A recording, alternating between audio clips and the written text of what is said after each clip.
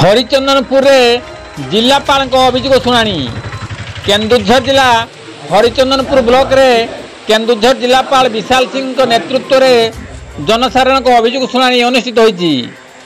अभियोग शुणाणी कार्यक्रम में हरिचंदनपुर ब्लॉक 25टी पंचायत 158टी अभियोगकारी जिलापाल को लिखित अभियोग जनाई से भिन्नक्षम और हैंडिक्याप 18 जन को अभियोग तुरंत समाधान कराइला।